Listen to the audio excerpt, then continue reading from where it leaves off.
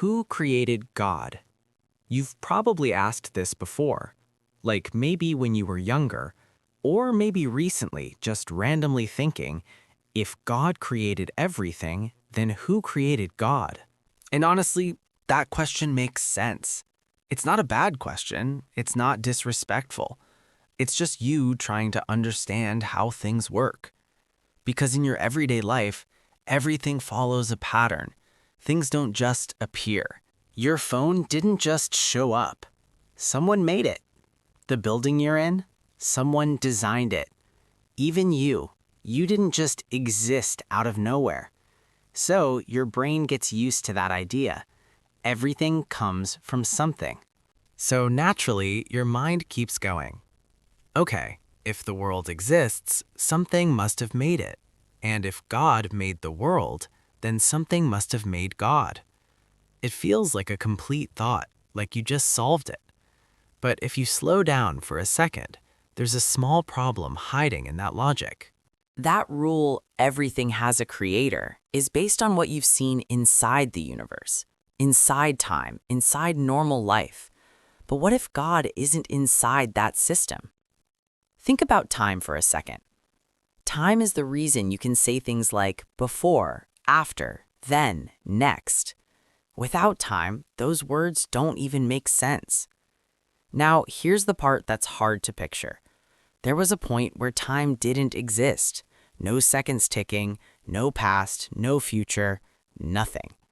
And if God created the universe, then that includes time itself, which means God isn't inside time like we are. He's not waiting for things to happen. He's not going from one moment to another. So now, who created God? If God needed a creator, then that creator would need one too. And then that one would need another one, and another one, and another one. And that never ends, like ever. So instead of answering the question, you just keep pushing it back forever. You don't actually explain anything. So at some point, something has to stop that chain. There has to be something that didn't come from anything, something that just exists. And yeah, I know that sounds strange because your brain is used to beginnings. But if everything needed a cause, then nothing would ever exist because you'd be stuck in that endless loop forever. So logically, there has to be something that didn't need a creator, and that's God. Not just a powerful being, but something different from everything else.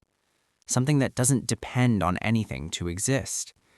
Something that didn't begin. So the idea of something that has always existed, no beginning, no end, it feels confusing, almost uncomfortable. But just because something is hard to understand doesn't mean it's wrong. So maybe the problem isn't the idea of God. Maybe it's the way we're trying to think about him. We're using rules from our world to understand something outside of it. So instead of asking, who created God? Maybe the better question is, does everything actually need a creator? And if the answer is no, if something can exist without one, then that changes everything.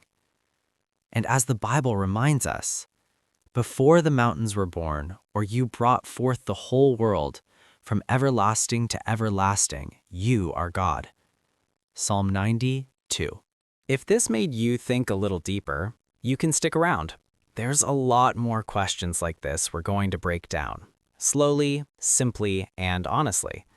And if there's something you've always struggled to understand, something in the Bible that never really made sense to you, drop it in the comments. I might make the next video on it. And yeah, subscribe if you want more of this.